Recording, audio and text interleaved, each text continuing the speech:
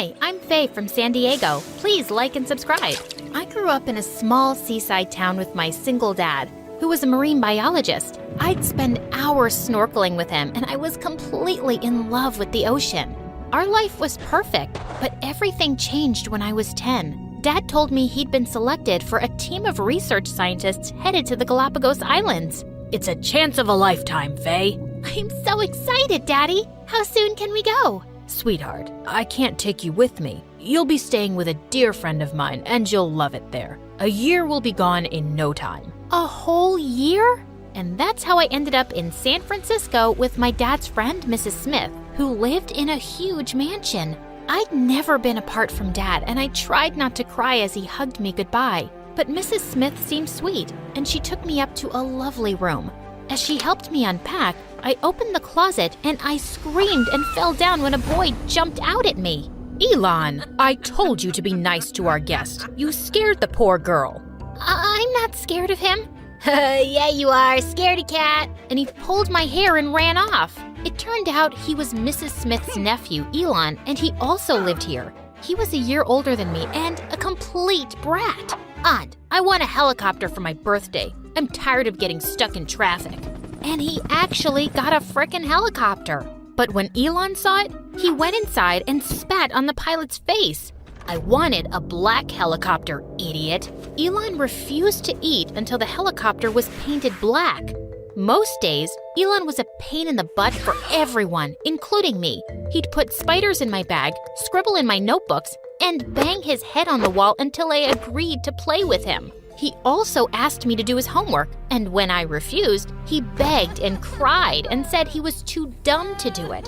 I was so puzzled by his behavior sometimes. But Mrs. Smith told me that he had a condition called ADHD, which made him hyperactive and distracted. And I guess I've spoiled him too. It's so hard for me to say no. But I think you'll be a great influence on him. I wasn't so sure, but I'd put up with him. It was only until Dad came back, except Dad didn't come back. His phone calls stopped coming too. Mrs. Smith told me not to worry, but I couldn't help it. I slipped out onto the porch that night and sat on the stairs, crying. Just then, Elon came and sat next to me. What's wrong, Faye? I want my dad to come back. Why? Don't you like living here? No, you tease me and you're only friends with me because I do your homework. Yeah, but also because you're the only other person I like, other than Aunt. Liar, you have tons of friends. But you're my favorite person, Faye. He slipped his arm around me and I felt better. And then he slipped a sticky lollipop down my shirt and I yelled as I chased him. We got the dreadful news. Dad and his team had gone missing, but Mrs. Smith and Elon never let me lose hope that he'd be found, and I was so glad I had them. At school, I always topped my class, and in 8th grade, I started babysitting in the evenings. Mrs. Smith gave me an allowance, but I wanted to be more independent. And my 8th grade results were so good that I was promoted straight to grade 10. That meant Elon and I were in the same class now. Once, I was studying in the library when some girls approached me. They were the mean squad of our class, and their leader, Sophia, was Elon's girlfriend. Elon tells me you're really smart, so here's our assignments. Get them done tonight. We'll pay you. Sorry, I'm busy. Oh, come on. Think of it as a great job. It's better than cleaning a baby's poopy butt. Ew. And they all burst out laughing. Just then, Elon walked in. Hey, Faye. Want to hang out with us tonight? Sorry, Elon, I can't. 'Cause I'll be busy cleaning a baby's poopy butt. I stormed off, but Elon followed me. Hey, what was that about? Why did you tell everyone about my job? Your girlfriend and her minions were making fun of me. That's because they can never be like you. Faye, you're skipping grades and working. How many kids can do that? You're incredible.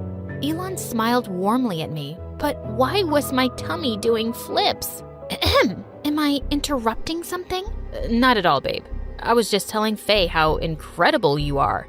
A few weeks later, I got paired with Sophia in chemistry class, while Elon's partner was a shy girl with braces.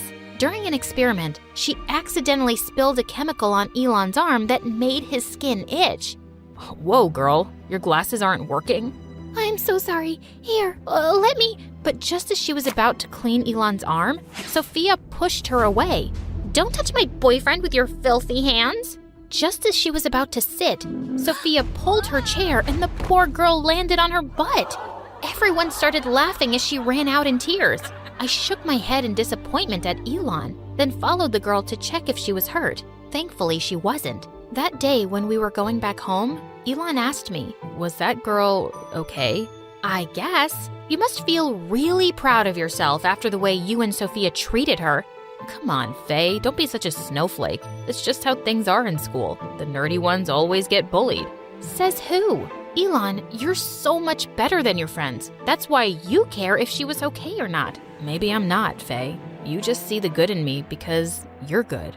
Years went by, and on his 18th birthday, Elon had planned a party for his friends at a fancy restaurant. I made a photo frame for him and put in a goofy picture of us as kids. Elon was out all day, and when he finally came back in the evening, I was all ready for the party. Happy birthday, Elon! Thanks. You look great. Going somewhere?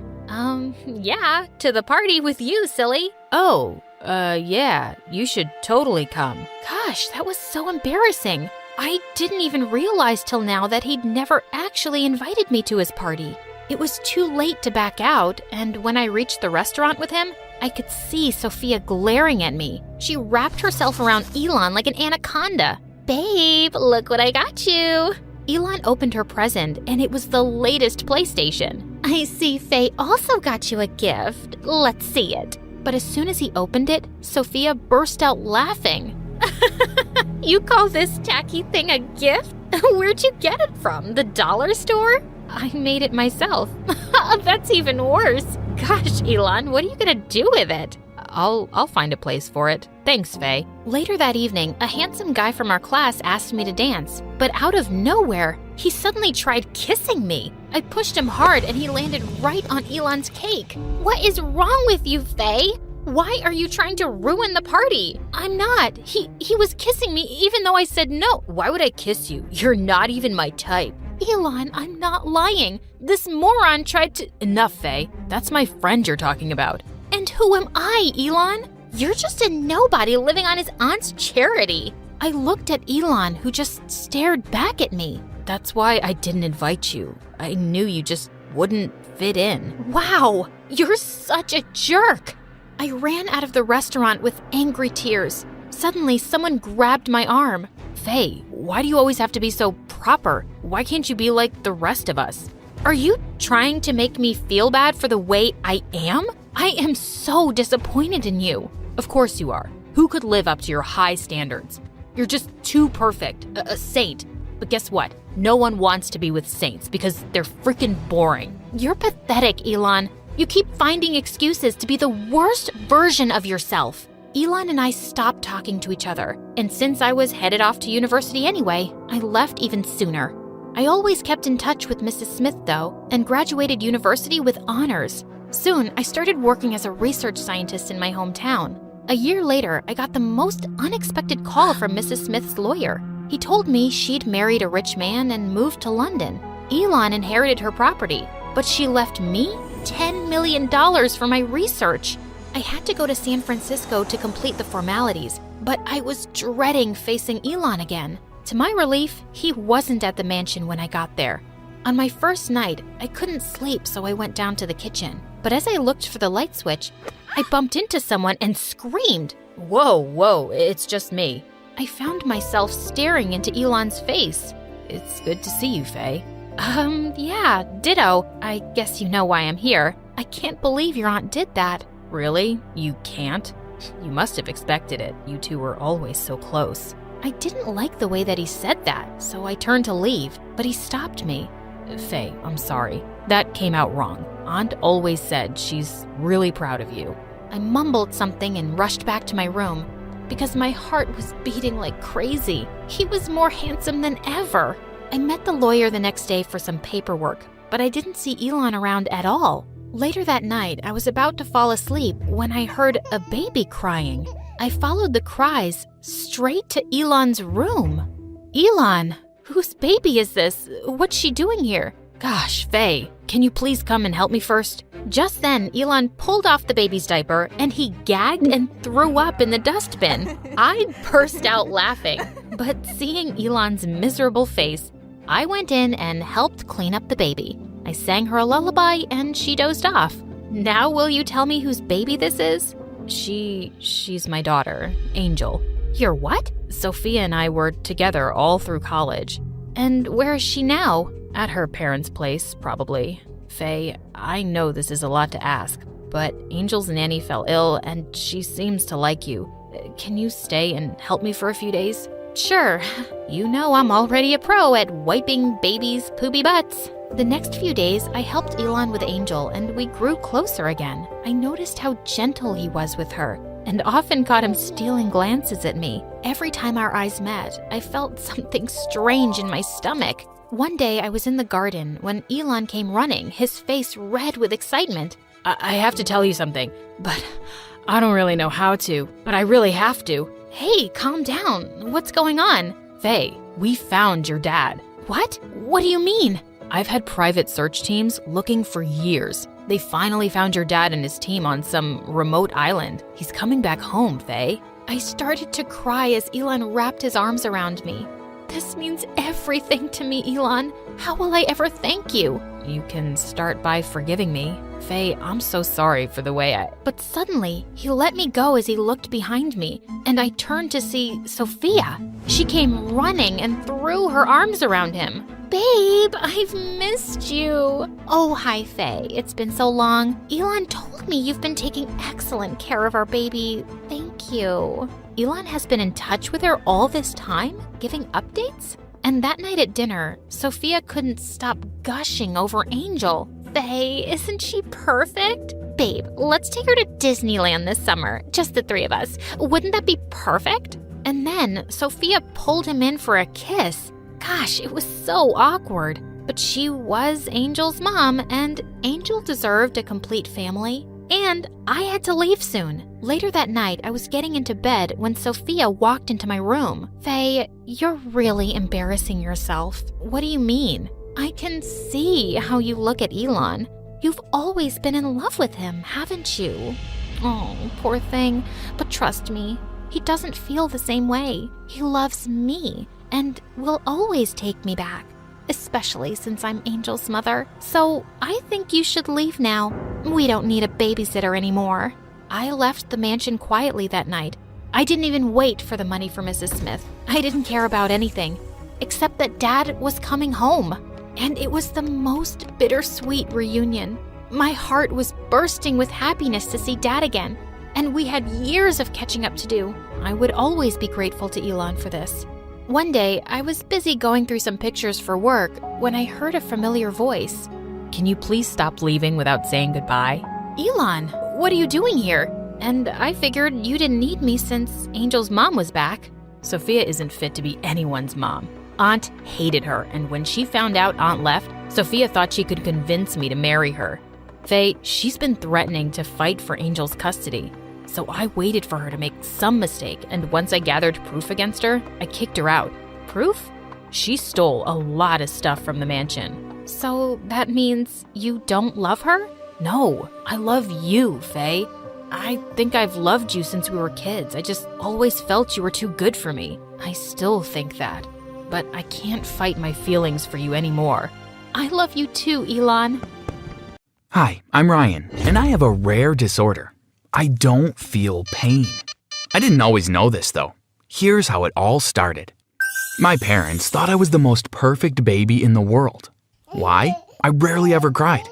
I was laughing most of the time and only broke into tears when I was hungry or needed my diaper changed. My parents' friends who also had babies were so envious that my parents were able to get a full 8 hours of sleep each night. One funny story that my dad tells everyone over dinner is that when I was a toddler, I was playing in the dirt outside. He heard me laughing uncontrollably, so he came to see what could have been so amusing about a pile of dirt. When he looked at me, he gasped. I had a huge scorpion in my hands, and I was just playing with it like it was a teddy bear. He also says I had a huge red mark on my leg where it had stung me. He screamed at me to drop it, then picked me up and ran into the house. I was still laughing, apparently. My parents took me to the doctor to check if I was okay, and I was. However, no one could understand why I wasn't screaming in pain. Before I continue, please don't forget to like the video and subscribe to this channel. And make sure you hit that notification bell for more awesome content like this. I had 2 older brothers who were always pushing each other around, and when I was big enough to play their wrestling and boxing games, they included me too. They were always hitting or punching me, and instead of crying, I just hit and punched back harder. They'd often stop the games because they were in so much pain. I found it all amusing because I felt nothing. When I was about 6, my family and I were on the beach, and my mom got a sea urchin stuck in her foot. She screamed and shouted in pain. Then she burst into tears. My father tried to pull it out, but the more he tried, the more it hurt. I really couldn't understand why it affected my mother so much, so I went into the sea and caught another sea urchin. I dropped it onto the sand and jumped on it. It tickled. "Mom, this is fun. Why are you crying?" I said. "Oh my God, Ryan," she said. We both had urchins stuck in our feet. I was giggling and my mom was crying. My poor dad had to deal with it all. He drove us to the hospital where they helped us to remove the spikes. For my mother, this seemed unbearable, but it didn't affect me at all. And I guess that is when I realized I was a bit different. I decided to use this difference to my advantage. At school, I developed the nickname Fearless because I was always doing the most outrageous stunts. I'd climb to the top of the monkey bars and deliberately throw myself down. Or I'd swing really high, then just jump off midair. One day, I brought a lighter to school and tried to impress a girl by burning my finger. It was so much fun. But I have to warn you, don't try any of this at home, or anywhere for that matter. I got into trouble for this because eventually the other kids wanted to attempt my stunts. When they did, they'd end up in excruciating pain with broken limbs. It got so bad that my parents were called into a meeting and I was expelled for being a bad influence. At my new school, I became a bully because I was angry that those stupid boys from my other school got me in trouble. I became the most feared boy at school, and people would think twice before crossing my path. The bigger boys in the higher grades tried to mess with me once, but I beat them up so badly that they learned to stay away from me. They were so shocked when I only laughed at them while they punched and kicked me. I have to admit that part of me really loved the attention and respect. I would do things just for the thrill and attention. For example, one afternoon, my parents decided they'd take us kids out to enjoy a cool stroll in the zoo. After laughing at the penguins and observing the zebras, I began to feel a bit bored. As we approached the lion's pit, I got a bright idea. Ryan, no!" my mom screamed, but it was too late. I had already jumped in. I walked around making funny faces at the lions while the crowd screamed for me to get out.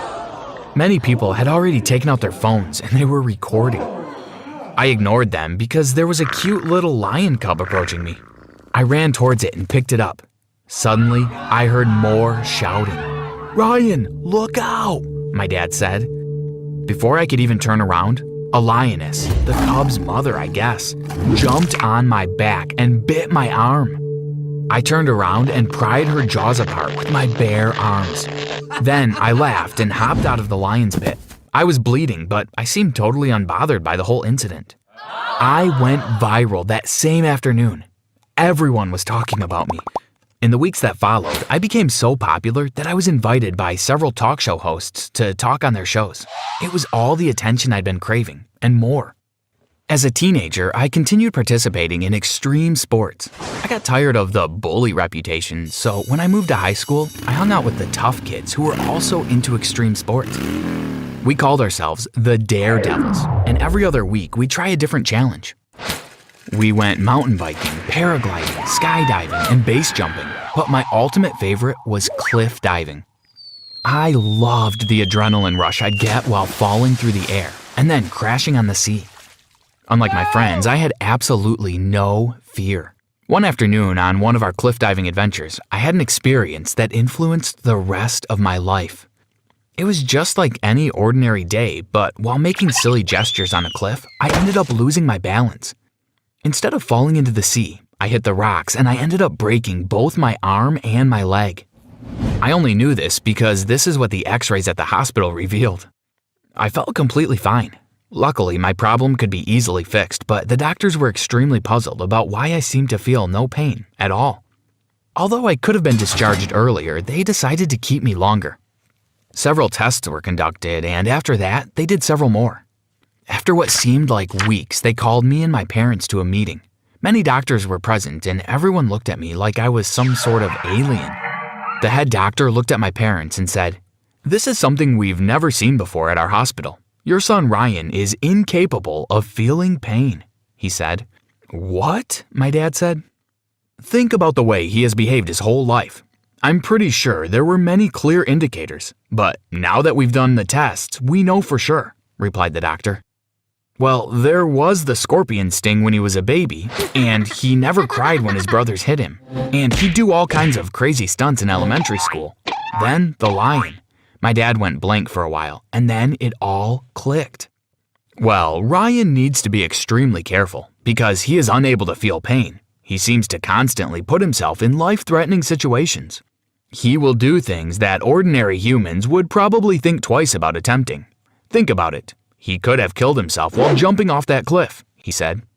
"Our suggestion is that he stops engaging in dangerous sports. Can you just calm down and behave like a normal young man for a while?" he said while looking at me. "I don't really care what any of you have to say," I said while walking out of the room and slamming the door. I was angry. How dare they all talk about me like that while I was right in the room? I loved my life, and I loved the adrenaline rush I felt when I took risks. I wasn't about to put myself in a bubble just because I couldn't feel pain. Instead of persuading me to be careful, the doctor's revelation caused me to feel like I was superior to everyone else. I decided to use my ability to make money. I started making videos while I hurt myself to see if I could get lots of views on YouTube. I did everything I could think of. I stuck needles in my hands, smashed bricks on my head, and one time I even set myself on fire. People were horrified, but I found it hilarious. I gained more and more views and more followers. When I finally hit 1 million, I felt the greatest sense of accomplishment I had ever felt in my life. I also continued my dangerous stunts, and when I was old enough to drive, I did every single thing I was told not to do in driving school. I also bought a motorbike, which became my favorite thing in the universe. I learned how to do many stunts, and of course, I did them all without a helmet. This was the worst mistake, and maybe I should have cared and listened to my mom when she begged me to wear it. One night, while I was biking through the mountains and testing out some stunts all by myself, my lights stopped working. It didn't bother me much, but I decided I should try to head back home. I went speeding through the mountains back to the town. I really enjoyed feeling the breeze through my hair. I didn't think that speeding was a bad idea because these roads were usually clear at night. Suddenly, I saw a bright white light and heard a huge bang. Then, everything went black. I woke up to a masked face staring directly at me. I looked around and realized I was in an operating room. I looked at my body and realized I had many cuts all over. The surgeons were trying to stitch me back together, and it looked really gross. I didn't feel anything, but just seeing myself like that really upset me. I was given a few sleeping pills, and when I woke up hours later, my parents were sitting by my side. "Oh, Ryan, my love, what have you done to yourself now?" my mom said while wiping the tears off her face. "What do you mean, Mom? I just feel a bit drowsy, but I'm perfectly fine," I said while trying to sit up. But I couldn't move. I tried and tried again, but nothing worked. "What happened to me?" I asked. "You were in a really horrible accident. You were paralyzed from the waist down, and you might be confined to a wheelchair for the next 3 years, honey," my mom said. "But that can't be. I didn't feel anything," I said, shocked. At that moment, the doctor walked in. "Although you don't feel anything, you have badly injured yourself. Your body needs time to heal. After 2 or 3 years, we'll get started with the physical therapy to help you walk again. But you will never be the same. I'm sorry," he said. I sighed and thought that I should have listened to them when they asked me to be more careful. I was filled with regrets. I now have 1 year left to go, and I'm really hoping that I'll be able to stand soon. Although I still can't feel pain, I feel humiliated and frustrated like this. I should have made better decisions, and when I get out of this wheelchair, I will stop seeking attention and I will try to be a lot more careful.